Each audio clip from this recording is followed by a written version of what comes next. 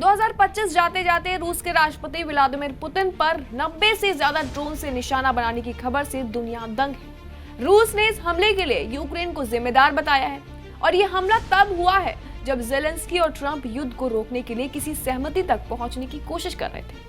अब सवाल उठने लगे हैं कि आज जेलेंस्की दुनिया को भ्रम में रख रहे हैं। एक तरफ तो सीज फायर के समझौते पर बात कर रहे हैं, तो वहीं दूसरी तरफ सीधे पुतिन को निशाना बनाने की कोशिश कर गई है। इस पर बहस छिड़ गई है और लगातार छिड़ती ही जा रही है कि जेलेंस्की ने भारत की आलोचना करनी शुरू कर दी है, और वो भी सार्वजनिक मंच पर। नमस्कार, स्वागत है आपका जी न्यूज के इस डिजिटल प्लेटफॉर्म पर और मैं हूं आपके साथ कनिष्का मिश्रा। यूक्रेन के राष्ट्रपति जेलेंस्की ने सीधे भारत पर उंगली उठा ली है।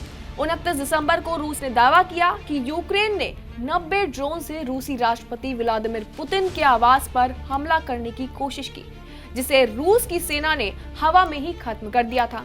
क्रेमलिन की तरफ से बढ़ रहे इन ड्रोन को वक्त पर ट्रेस करने के बाद एक एक ड्रोन को रूसी सेना ने मार गिराया। अब आपको बता दें कि पूरी दुनिया इस हमले की खबर से सुन थी, क्योंकि युद्ध तो होते हैं, लेकिन युद्ध में उलझे देश राष्ट्र प्रमुखों की हत्या करने की साजिश अनुमान नहीं कर सकते।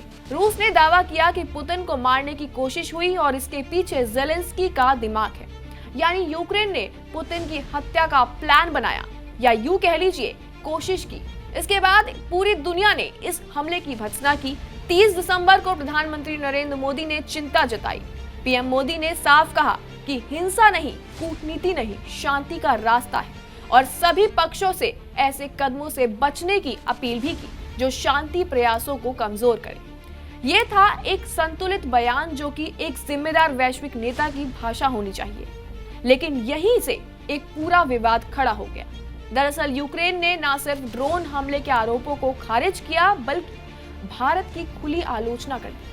अपनी ऑनलाइन प्रेस कॉन्फ्रेंस में राष्ट्रपति जेलेंस्की ने कहा कि ईमानदारी से कहूं तो ये भ्रमित करने वाला और बुरा है कि भारत, यूएई और कुछ देश ऐसे हमलों की निंदा कर रहे हैं जो कभी हुआ ही नहीं। उन्होंने ये तक कह दिया कि रूस इतने समय से हमारे बच्चों पर हमला कर रहा है, लोगों को मार रहा है, लेकिन इस पर मैंने भारत की निंदा कभी नहीं सुनी। यानी सीधा आरोप भारत पर दोहरे रवैया का लगा दिया गया। तो वहीं दूसरी तरफ यूक्रेन के विदेश मंत्री सिबिहा ने भी यही कहा है कि भारत यूएई और पाकिस्तान पर नाराजगी जताई है, और उन्होंने कहा है कि रूस ने अब तक पुतिन के आवास पर हमले का कोई सबूत नहीं दिया। और उनके शब्दों में ये साफ नजर आ रहा था कि उनका कहना है कि ऐसा कोई हमला हुआ ही नहीं था। मतलब यूक्रेन मानता है कि भारत ने बिना पुष्टि रूसी दावे पर प्रतिक्रिया दी है।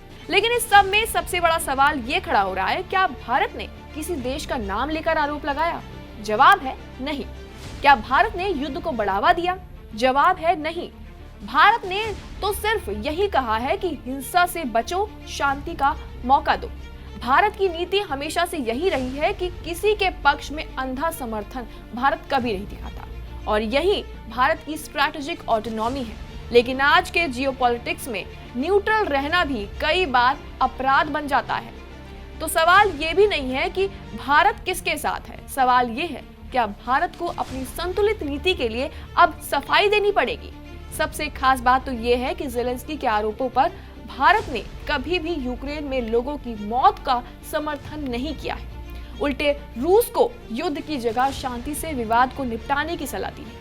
असल में यूक्रेन को भारत से असल चिढ़ इस बात को लेकर है कि भारत रूस का तेल खरीद रहा है, जिससे रूस को आर्थिक लाभ हो रहा है।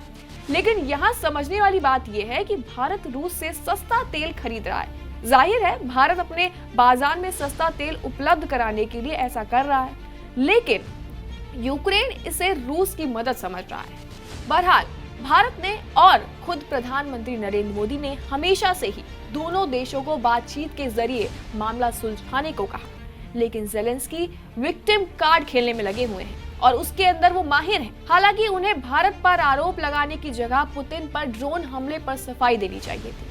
क्या लगता है आपको इस खबर के बारे में? कमेंट सेक्शन में आप राय जरूर दें और देखते रहे जी न्यूज।